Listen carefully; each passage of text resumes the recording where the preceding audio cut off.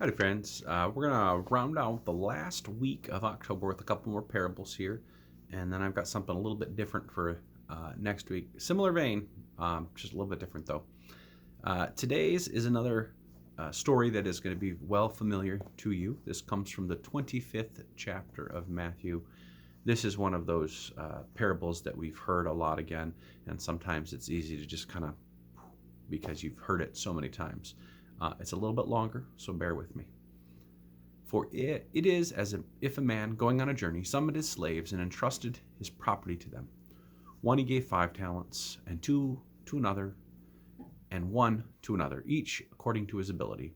Then he went away. The one who had received 5 talents went off at once and traded with them and made 5 more talents. In the same way, the one who had 2 talents made 2 more talents. But the one who had received the 1 talent went off and dug a hole in the ground and hid his master's money.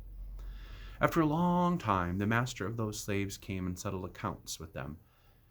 The one who had received 5 talents came forward, bringing 5 more talents, saying, Master, you handed over to me 5 talents. See, I made 5 more. And his master said, Well done, good and trustworthy slave. You have been trustworthy in a few things, and I will put you in charge of many things. Enter into the joy of your master.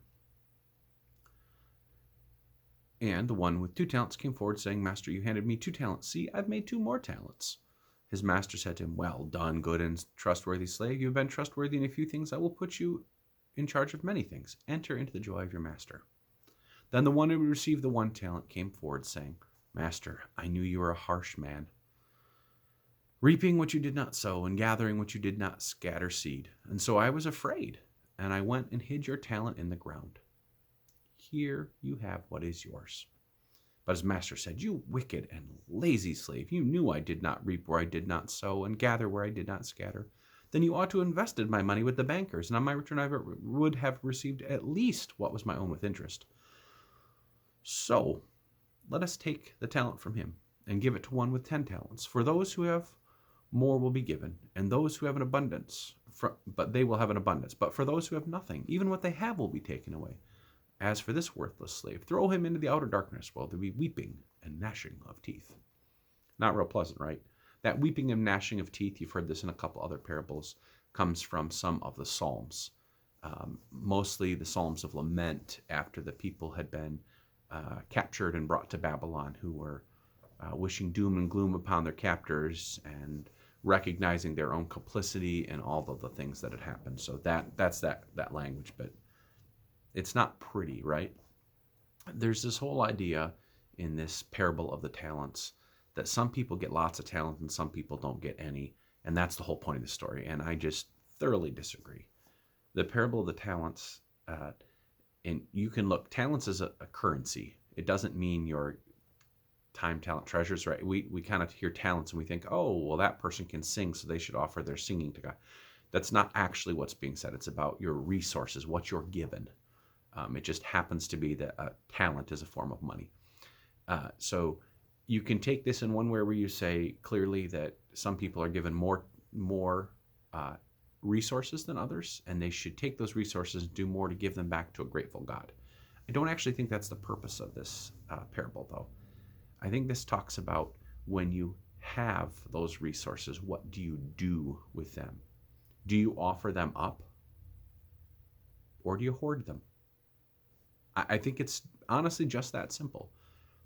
The one who were given 5 and 2 talents used the talent that they were given, the resources they were given, to create more, to offer more. And then when they were called upon, they freely gave it back without fear or worry because they just gave it away.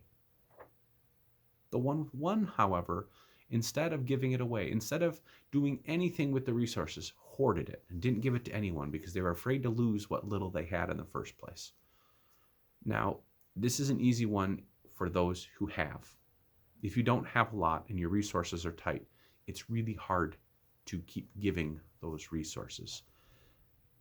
But this is not your physical resources that Jesus is talking about, I don't think. I think this is more about offering what gifts God has given you, the abilities you have, which are not of value in the sense of monetary, but in the sense of things that you can choose to freely give or not, like kindness, compassion, mercy, forgiveness. You can choose to hoard these things to yourself, or you can choose to offer them up and invest them in other people so that when the time comes, as is put in the Gospels, when God calls on you to say, "What have you done with these gifts I have given you?" you can say in a good heart, "I've offered forgiveness and kindness and mercy to all I've encountered." And God will then say, "Come, faithful servant, enter into joy with me." Continue to offer those resources. Do not hoard what you've been given, because you've been given these blessings, these resources, in order to care for all of God's children and God's creation. May it be so with you. We'll see you soon.